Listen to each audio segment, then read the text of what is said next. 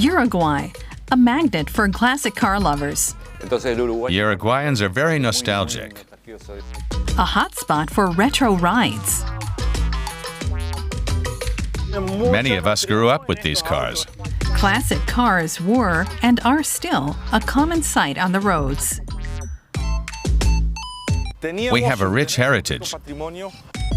Even the former president drove a classic car, German style. Here we just keep things running. So why are there so many historic automobiles on the road here? And can Uruguay's classic car culture survive a new wave of electric imports? To find out, we take a trip out to the countryside to a car collector's paradise. We're meeting Milton Duarte, a guardian of Uruguay's motoring traditions. He owns a 1948 Jeep Willys CJ2. They arrived in large numbers after World War II, along with many of Uruguay's European immigrants. In Uruguay, there are many classic cars. We have a culture of people who came from Europe during the war when things were tough and started with nothing. And that taught them to save, to mend, to make. And that was passed down from one generation to another.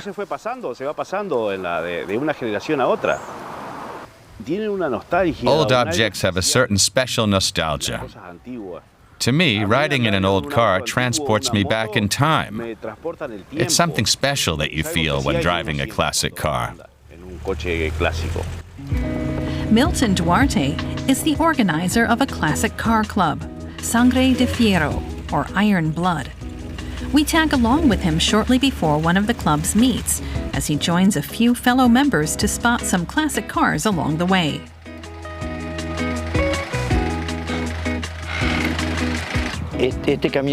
My father bought this truck in 1970. It's a Volkswagen, all original. He's even got the original German-language manual.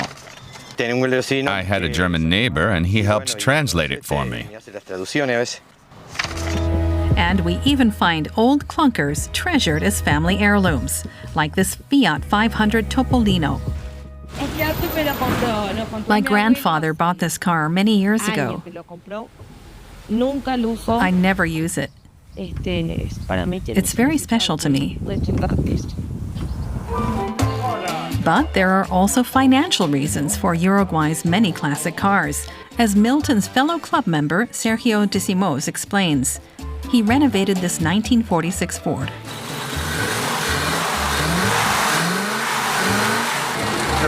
The engine is original. It's a V8. Many such Ford models arrived after World War II. But Uruguay suffered a decades-long economic decline starting in the late 1950s, discouraging imports. At the time, in the 1950s, there was an economic boom in the country, and many new vehicles arrived, many of which were fancy for the time. And then for many years, hardly any new cars were imported until the 1980s. And so many of us grew up with these cars. They belonged to our grandfathers, our fathers. They stayed in families for their whole life.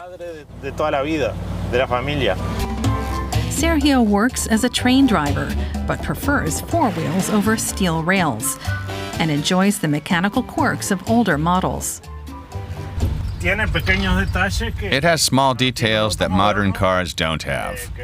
The steering wheel has a bit of play. The gears are here. That's reverse, first, second, and third. 3 gears. It's got an old-school system. The key doesn't start the car. It just locks the steering wheel. Once you unlock it and turn the wheel, then you can start the car. New cars are now readily available, but many Uruguayans keep their old trusty models as a backup. Sergio's new renovation project is a 1948 Opel Olympia, which he spent years trying to buy from its elderly owner. When I asked about buying it, I had the money to do it right then. But the lady said, no, I'm not selling it. She was 82 at the time and didn't have a driver's license anymore. I kept at it for a year and a half or 2 years, and I ended up buying the car.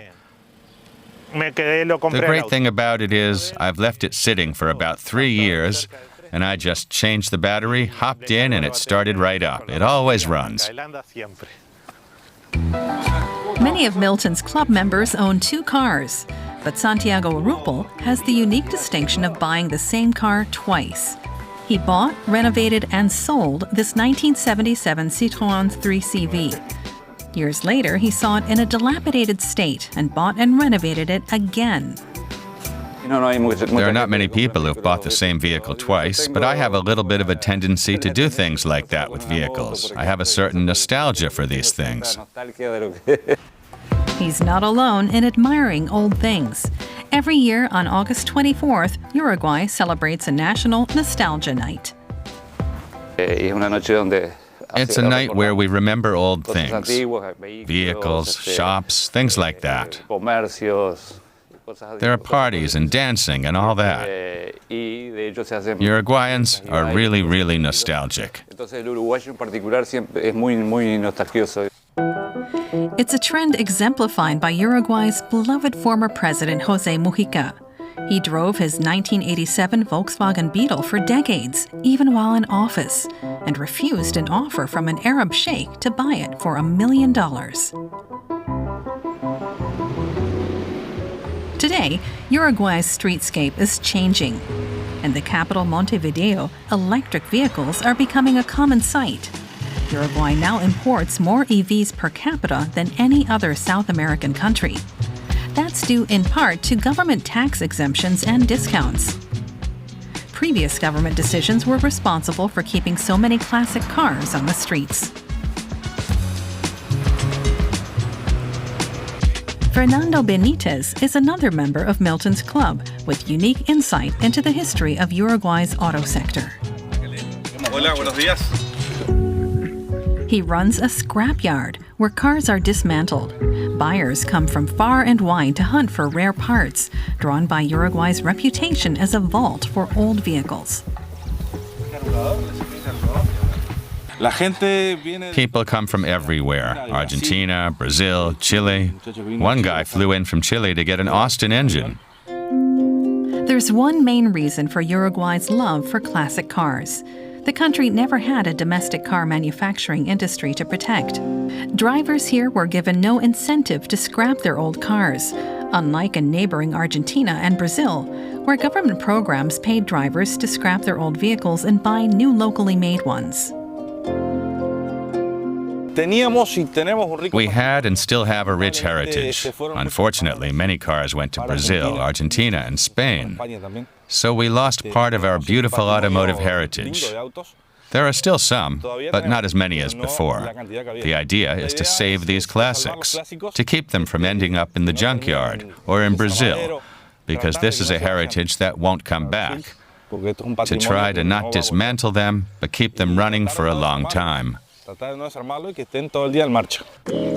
Fernando hopes his scrapyard can help keep Uruguay's retro cars on the road. He owns a 1955 Dodge Kingsway Custom, and driving it takes some getting used to. It's hard to drive. They're not easy to handle. You have to connect with the car. The braking is different. It pulls to one side. But it has that charm that classic cars have. Finally, Milton and his 20 club members with twice as many vehicles are on their way to their main event to connect with potential new members. Among their collection are several Fords and Chevrolets, a Hillman Minx, a Morris Oxford, an Opel Capitaine, a Humber, a Studebaker, and a 1930 Model A Ford. That's the oldest car, while the newest is from the 1980s. The members help keep one another's machines running. Maintenance is part of the Uruguayan mentality. Here we just keep things running. We keep working on them, fixing them, rebuilding the engines, but it's not only cars. We also fix old shoes and appliances, and of course vehicles too. The club's asados, or barbecues, combine Uruguay's love for classic cars with the country's favorite pastime of grilling meat, served up on simple platters accompanied by folk music. Uruguay's car customs are changing. Each year there are fewer classic vehicles on the roads and more imported electric autos. But here they're doing their best to inspire younger generations, in the hope they'll carry the culture on into the future. For Milton, keeping a retro ride is about more than mobility, frugality, or even nostalgia.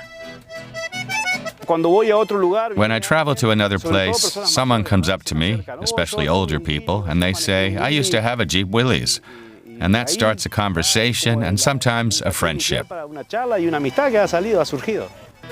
In times past, classic cars were a necessity. Now it's the connection between drivers and their vehicles that is keeping Uruguay's classic car tradition alive. What do you think? Let us know in the comments, and don't forget to subscribe.